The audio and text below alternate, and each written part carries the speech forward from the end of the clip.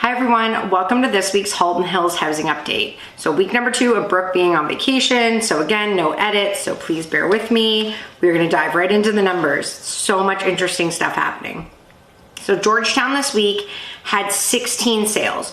For the last 4 or 5 weeks, we have been pretty consistent with our sales. We've been between 12 and 16 sales, which really is indicating that that's where our market should be in terms of sales every week, and we have really stabilized on that number. Another interesting point is that only 4 of those got over asking. So we are officially out of the chaos.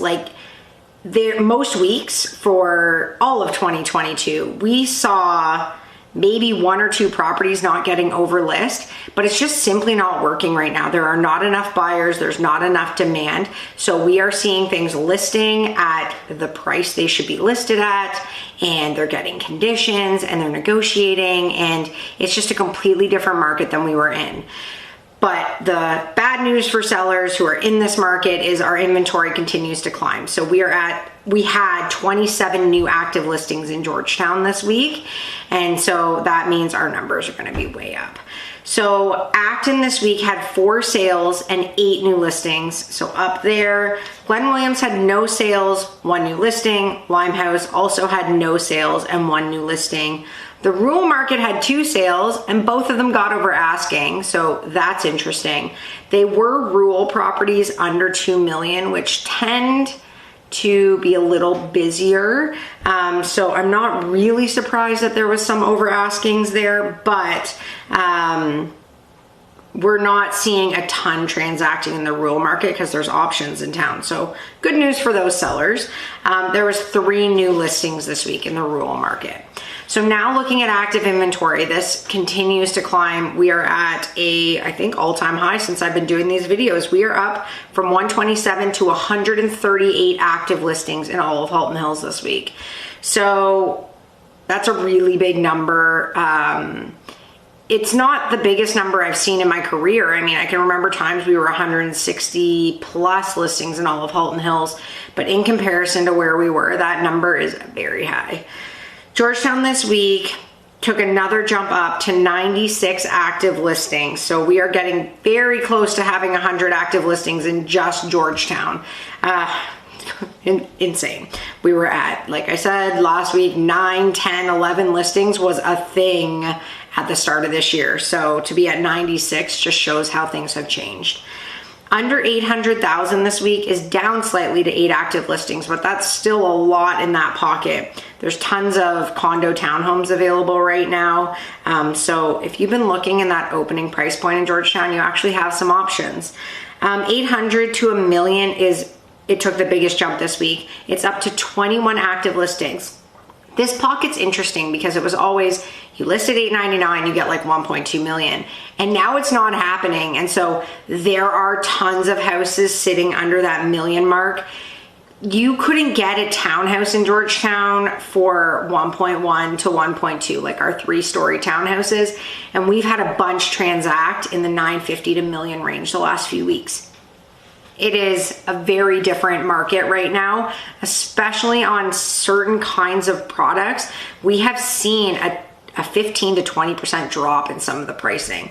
So this is definitely correcting back to where we were in 2021.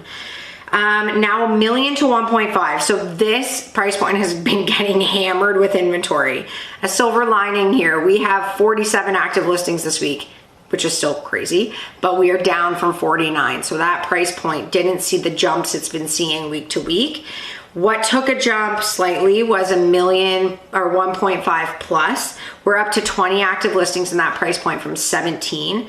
We aren't seeing a ton of stuff come up in that price point, but the stuff that is listed there is sitting. And so we're not seeing a ton of movement in that 1.5 plus price point right now. We're still seeing the 16 sales we're getting are in our lower price points. We're seeing the odd one trickle through higher, but the higher stuff, as it does, is really struggling right now. Acton inventory is up from 14 to 16 active listings this week. Glen Williams is up from 4 to 5 active listings. Limehouse had no listings last week, but they got one this week, so they're at 1 active listing. And the rural market is up slightly to 19 listings from 18. So we've been slowly climbing in that rural market. Generally, town's getting saturated, so rural's gonna start to feel that as things come up. These numbers are not a surprise. It's the trend. It's where we're going. It's just sometimes it really surprises me. I also looked at the properties that came on, off, terminated, all that stuff, and we had 20 of those. What's interesting is 7 of them came off the market completely. They didn't relist. So even with those properties coming off, we had inventory up. One person raised their price because offer night didn't work, but interestingly, 12 listings dropped their price. So if you are a buyer right now, this is the market you've been waiting for, and it's time to think about maybe getting into it, because there are some deals to be had right now. And so it's just a completely different market than we were seeing. And so I'm really interested if May's numbers, I do think they're going to be lower than April's.